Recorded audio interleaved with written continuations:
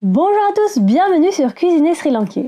Aujourd'hui, on vous montre comment faire du pittu, ce délicieux plat à la noix de coco. Pour réaliser cette recette, il nous faudra de la farine de riz rôti, soit de la rouge, soit de la blanche. Voici ce qu'on utilise, vous pouvez le retrouver dans l'e-shop de Sri Shop. On vous met le lien dans la barre d'infos si ça vous intéresse. Il faudra aussi de la noix de coco râpée, fraîche ou non, du sel, un peu de lait de coco, et la petite machine pour faire du pittu qui se présente comme telle. On vous montre aussi une alternative si vous n'avez pas cet ustensile. On commence par verser le sel dans la noix de coco râpée, ici c'est du déjà râpé, et comme celle-ci est plus sec que la noix de coco fraîchement râpée, on ajoute un peu d'eau pour l'humidifier afin qu'elle retrouve l'aspect de la noix de coco fraîche. Ensuite, dans un saladier, on met notre farine de riz rôti, on ajoute petit à petit la noix de coco et on mélange à la main.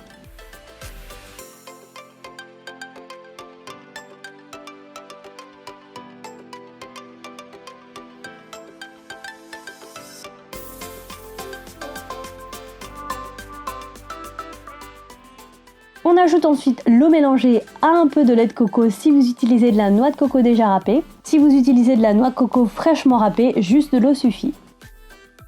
On mélange jusqu'à obtenir une texture un peu sablée, un peu granuleuse comme ici.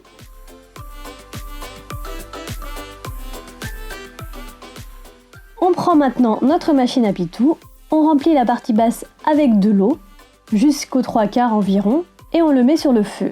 On ferme avec le couvercle et on ajoute la partie cylindrique en n'oubliant pas de mettre le petit disque à trous dedans. C'est celle-ci qui va servir à retirer le pittu plus facilement une fois cuit. On laisse bouillir jusqu'à ce qu'une fumée se dégage comme ceci. Cela signifie que le récipient est prêt à accueillir le pittu. On retire juste la partie cylindrique et on la remplit avec notre mélange de farine de noix de coco.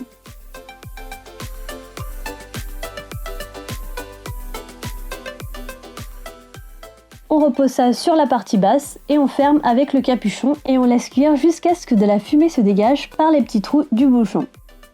Quand vous voyez la fumée apparaître, c'est que c'est cuit. On retire la partie cylindrique et avec le petit bâtonnet fourni, on pousse le pittu hors du cylindre comme ceci. Et normalement, il sort ainsi sans se casser.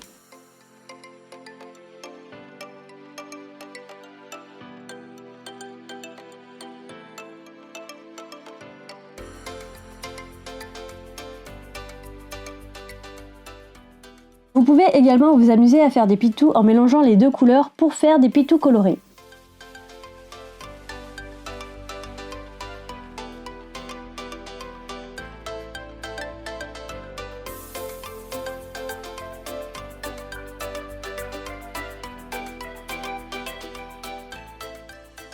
Et comme vous le voyez, il arrive aussi que le pittu se casse.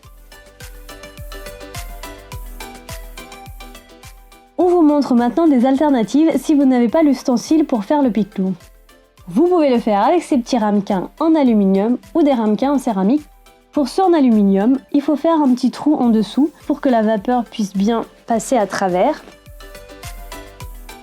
Et vous les remplissez et les faites cuire à la vapeur comme ceci.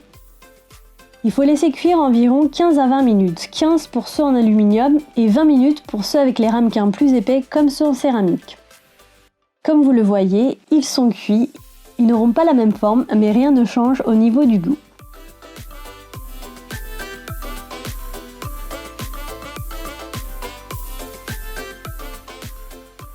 Et voilà, c'est prêt, il n'y a plus qu'à servir. Les pittus se mangent habituellement avec du lait de coco et un peu de sauce au piment comme le loulou milis. Vous pouvez aussi l'accompagner avec le curry de poisson de notre précédente vidéo par exemple. Il est aussi possible de manger du pittu en dessert ou en petit déjeuner avec du miel, de kitoul par exemple, et des fruits comme la banane. Vous pouvez retrouver toute la liste des ingrédients dans la barre d'infos ci-dessous. N'hésitez pas à liker la vidéo si vous avez aimé cette recette et vous abonner à notre chaîne. Bon appétit et à bientôt!